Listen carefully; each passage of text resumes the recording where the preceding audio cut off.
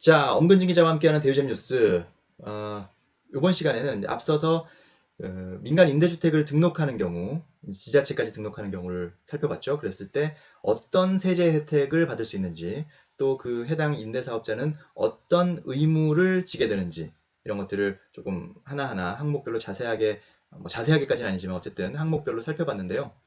이번 시간에는 자, 그래서 주택임대사업자를 등록해야 되냐, 말아야 되냐, 좀 이제 고민되시는 분들이 참고가 될 수 있도록 판단하시는데 좀 도움이 될 수 있는 이런 부분들을 딱 이런 질문을 놓고 얘기를 하면 내가 그래도 등록하는 게 좋겠구나. 혹은 이런 부분이 있으면 나는 안 하는 게 낫겠다.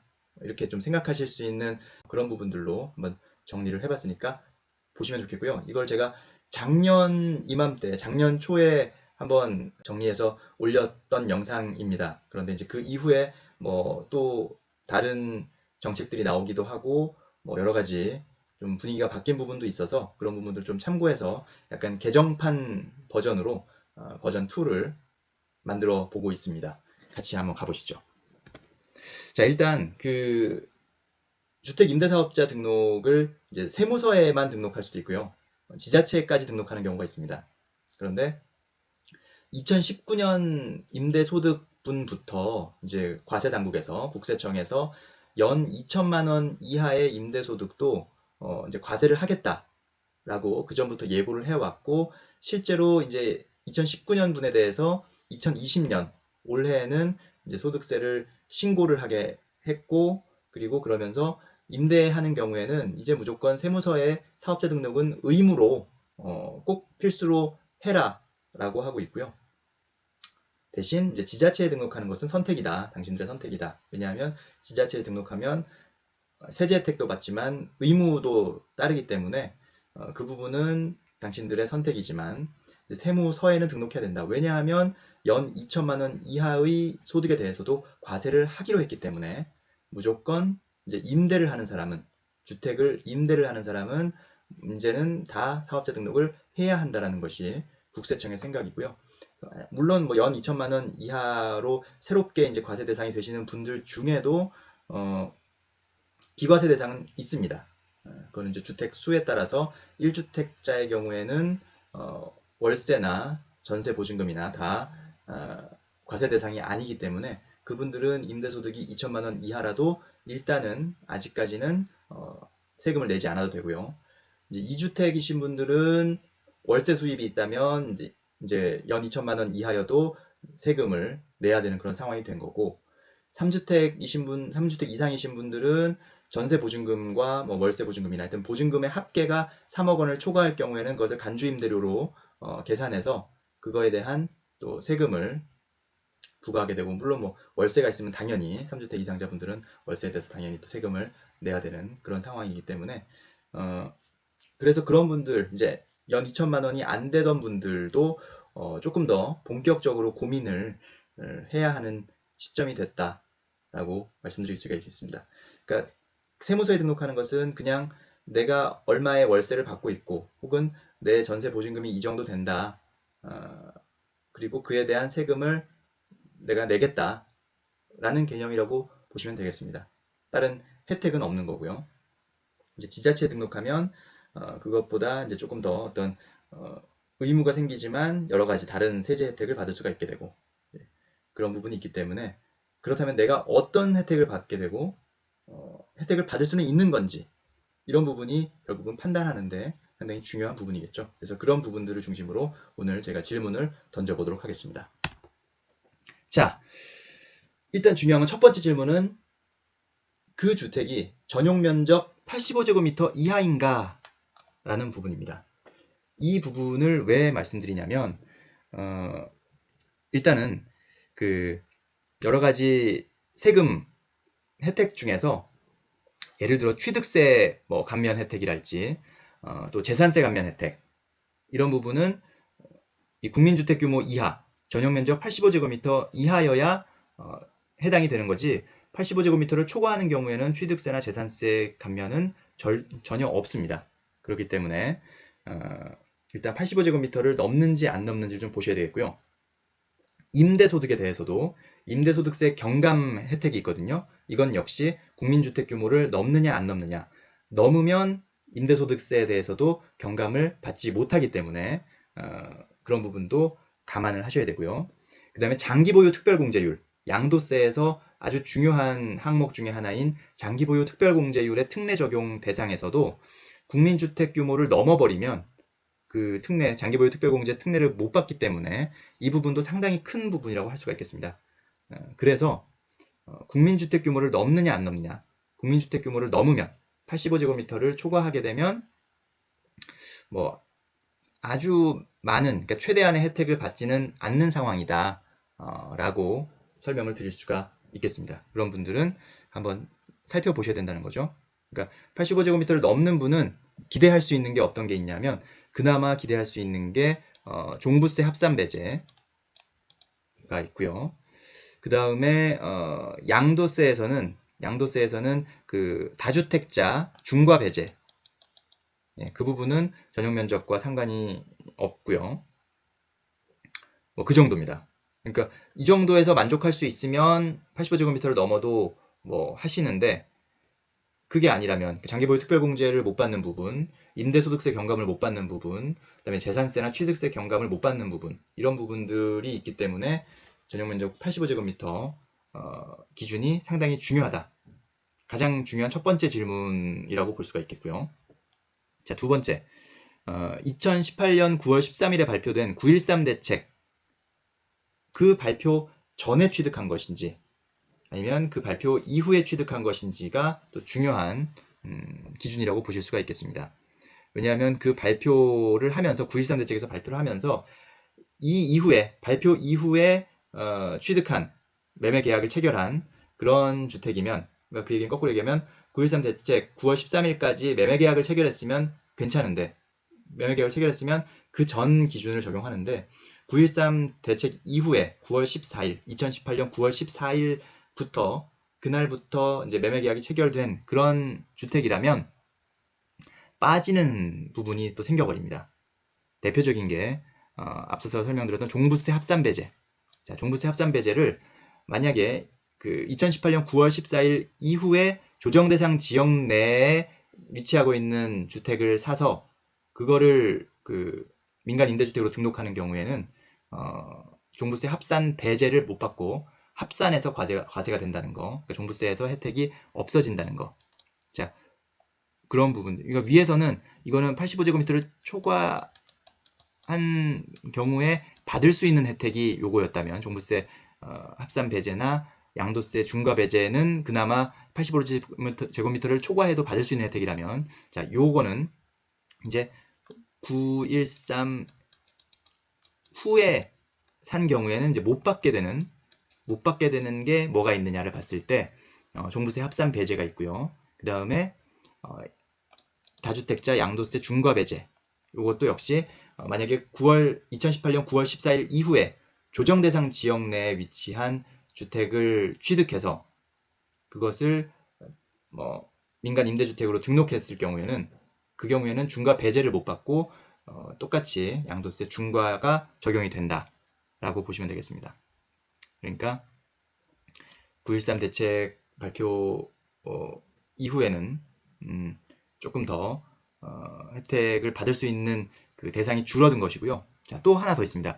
아까 중요한 것 중에 그 장기보유 특별공제, 장특공제 특례 적용해서 완전히 무조건 빠지는 건 아니고요. 조건이 하나 생겼습니다. 이 경우는 조건이 하나 생겼는데, 만약에 2018년 9월 14일 이후에 취득한 그 주택은 기준시가가 수도권은 6억 원, 비수도권은 3억 원 이하여야만 장특공제를 받을 수 있고, 만약에 6억 원을 초과하고 3억 원을 초과하는 경우, 그러니까 수도권 6억 원 초과, 비수도권 3억 원 초과인 경우에는 장특공제 역시 받을 수가 없다. 그래서 9.13 발표 전에 샀는지, 아니면 내가 지금 등록하려고 하는 주택이 9.13 이후에 취득한 것인지, 이 부분이 중요한 거죠. 이런 혜택을 못 받게 되는 경우가 생길 수 있기 때문에, 특히나 이 이제 장특공제 같은 경우는 이런 가격 기준이 있는데요. 공시가격을 생각하시면 됩니다. 공시가격이. 그래서 만약에 이거는 앞에서 85제곱미터도 넘고 또 9.13 발표 이후에 샀다? 그러면 아마도 여러 가지로 혜택을 못 받게 되는 그런 경우가 발생하겠죠. 네. 그러니까 그런 분들은 민간임대주택 등록해봤자 혜택이 거의 없다는 거예요. 네. 그러니까 그런 부분들을 감안하시면 이제 이미 답이 나오신 분들도 상당히 많을 거라고 봅니다. 그런데 아직까지 이제 9.13 발표 전에 사셨고 전에 취득했고 전용 면적 85제곱미터 이하이다. 두 개가 다 적용되시는 분들은 그래도 한번 좀 더 지켜볼 만한 거죠. 그래도 나는 내가 등록하면 그래도 혜택을 좀 많이 받을 수 있겠구나. 이렇게 생각하실 수가 있습니다. 그리고 거기에 뭐 한 가지 정도, 뭐 이건 이제 가장 중요한 기준이 이제 이렇게 두 가지고, 거기에 하나 정도 더 뭐 숫자 기준을 굳이 보자면, 공시가격이 수도권 6억 원, 비수도권 3억 원, 요 기준까지 혹시 뭐 충족을 하고 있는지도 살펴보시면 좋을 것 같습니다. 그래서 이 기준도 충족하고 있다면, 뭐 예를 들어서 종부세, 합산 배제 이런 부분에서도 무사 통과인 거고요. 임대소득세 경감도 역시 무사 통과가 해당이 되고요. 그리고 다주택자 양도세 중과 배제 이런 부분도 역시 무사 통과가 되기 때문에 요 두 가지 기준에다가 하나 더 추가한다면 이제 공시가격 수도권 6억 원, 비수도권 3억 원을 넘는지 안 넘는지 이거를 한번 보시면 좋을 것 같습니다. 자, 앞서서는 어떤 이제 기준, 그러니까 가격이나 면적이나 그리고 취득 시점에 대한 기준이었다면, 이제 뒤에 질문은 이제 각자 지금 이 영상을 보시는 분들 각자의 사정에 따른 것이라고 보시면 되겠습니다. 일단은 등록을 하면 그 의무가 생긴다고 했죠. 앞서서 이제 어떤 세제 혜택을 받을 수 있는가를 얘기했다면, 이제는 과연 이 의무를 지킬 수 있느냐 여부를 좀 보자는 건데, 오래 보유해도 괜찮다면 좀 더 적극적으로 보셔도 될 것 같습니다. 임대 의무 기간이 짧은 게 4년이고 긴 거는 8년입니다. 그러니까 짧다고 해도 4년이면 상당히 긴 건데, 긴 게 8년이잖아요. 이게 어마어마한 거죠, 사실은. 그러니까 뭔가 현금 흐름이 필요하고 내가 앞으로 4년 혹은 8년, 10년 안에 어떻게 될지 모른다. 목돈이 필요할 수도 있고 그런 분들이라면 조금 등록을 신중하게 생각하셔야 되는 것이 맞습니다. 그죠? 왜냐하면 그 의무를 지키지 않으면 임대주택당 3천만 원 이하의 과태료를 물 수 있기 때문에, 그 부분도 상당히 기분 나쁜 그런 과태료이기 때문에 세제 혜택을 받는 부분보다 오히려 그 과태료가 더 커지게 되면 이건 괜히 등록했다라는 생각만 들 수가 있으니까요. 그래서 그 부분, 내가 오래 보유해도 괜찮은지, 그런 본인의 자금 흐름, 현금 흐름, 자금 조달 뭐 이런 거에 대한 좀 타임 테이블을 한번 그려보시는 것이 좋을 것 같고요. 자, 그 다음에 이 처분 시점이 언제 어떻게 될지 조금 예상이 가능한지 아니면 안 되는지, 이런 부분들도 한번은 꼭 사전에 생각을 하셔야 됩니다. 그래서 뭐 요 주택은 한 5년 뒤에 정리하면 되겠네, 혹은 뭐 10년 뒤에 정리하면 되겠지, 뭐 이렇게 어떤 그 생각을 하셔서, 그러니까 앞선 질문과 연결되는 건데요. 그러니까 그런 시간적인 계획을 세울 수 있는 그런 분이면 민간임대주택을 등록해서 그 사이에 여러 가지 세제 혜택을 충분히 받으시는 게 더 유리한 거고요. 근데 이거를, 그러니까 계획을 세울 수 있을 정도로 조금 어떤 현금 흐름이나 여유가 있는 상황이 아니라면, 내가 당장 내후년에 어떻게 될지 모르고 뭐 3년 후에 또 뭔가가 필요해서 이 집을 정리할 수도 있고, 뭐 그러한 여러 가지를 고민하셔야 되는 부분이라면 굳이 등록을 하는 것보다는 조금 기다렸다가 뭐 세제 혜택을 안 받더라도 내가 팔고 싶을 때 팔고, 또 뭐 다른 것을 사고 싶을 때 사고, 이렇게 하는 것이 더 뭐 효율적이라고 해야 되나요? 더 나을 수 있겠다라고 말씀드립니다. 그런 것들을 사전에 잘 고민하시고 생각하시는 것이 좋겠다는 말씀을 드립니다. 자, 어쨌든 이제는 그 임대소득 연 2천만 원 이하의 경우에도 과세가 이루어지게 된다는 거, 그리고 임대사업자 등록을 안 하더라도 어쨌든 소득세 신고는 하고 납부를 해야 된다라는 점. 그리고 더 나아가서 이제 국세청에서는 지자체 등록까지는 아니지만 세무서 등록은 아마도 이제 왜냐하면 전면 과세의 그 시대가 열렸기 때문에 아마도 올해는 뭐 등록을 안 하면 가산세를 물리고 넘어가겠지만 내년에는 그 이제 등록을 안 하고 가산세를 무는 사람들의 데이터가 이제 생기잖아요. 국세청에서도 과세당국에서 그 사람들을 이제 직권 등록을 시켜버릴 수가 있다는 거죠. 예, 왜냐하면 어쨌든 세원 관리를 위해서 이 사람들에 대한 어떤 뭐 사업자 등록 번호를 부여한다든지 뭐 그렇게 하는 게 과세당국으로서도 훨씬 그 편하기 때문에 그리고 이제 세무서 등록을 의무화했기 때문에 세무서에서도 직권 등록을 시킬 수가 있는 겁니다. 본인이 직접 안 하더라도. 그렇기 때문에 가산세가 얼마 안 된다고 해서 뭐 그냥 안 내고 버티지 뭐라고 생각했던 분들은 그냥 뭐 직권 등록이 될 수도 있는 거예요. 그렇다고 뭐 직권 등록이 된다고 해서 뭐가 아주 무시무시한 뭐 페널티가 있는 건 아니니까 뭐 그냥 그러려니 하는 건데 그래도 어쨌든 뭐 이게 강제로 돼버리면 좀 기분이 나쁠 수는 있겠죠. 어쨌든 그런 상황이 된다는 것도 미리 한번 생각을 해보셔야 되겠고요. 임대사업자 등록하면 아까 얘기했듯이 이제 필요경 비율, 그러니까 2천만 원 이하 임대소득에 대해서 이제 과세를 하기 전에 그 부분에서 어느 정도 필요경비를 빼주고 뭐 기본공제를 해주고 뭐 이런 부분이 있는데 거기에서 임대사업자를 등록하면 지자체까지 등록하는 경우에는 필요경비를 60%를 적용해준다. 등록을 안 하면 50%만 적용된다. 이 차이가 결국 임대소득세를 줄여줄 수 있는 부분이기도 하고요. 또 건보료에서도 건보료 인상분의 최대 80%를 감면해준다. 이 임대사업자 등록하신 분들, 지자체까지 등록하신 분들은 건보료가 오르는 것을 되게 걱정하시고 또 우려를 많이 하셨는데 그런 분들의 우려가 현실이 되지 않도록 그런 건보료 감면 혜택도 최대 80%까지 준다라는 것이 또 하나의 혜택이라고 볼 수가 있겠습니다. 이제 건보료에서 피부양자 자격을 유지하고 상실하고 그 기준이 있는데 일단은 연 1,000만 원인 분들까지는 지자체까지 등록했을 때 세무서와 지자체를 모두 등록한 경우에는 피부양자 자격을 잃지 않도록 하겠다라는 것이 건보공단의 설명이니까요.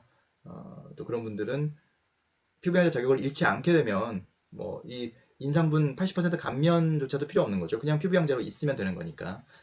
그렇기 때문에 그렇게 해당되는 분들도 한번 좀 고민을 해볼 필요가 있겠다라는 생각이 듭니다. 하지만 어쨌든 여러 가지 혜택만 생각할 것이 아니라 분명히 의무에 대해서 먼저 한번 꼭 반드시 생각을 해보셔야 된다라는 것이 엄근진 기자의 제안입니다. 네.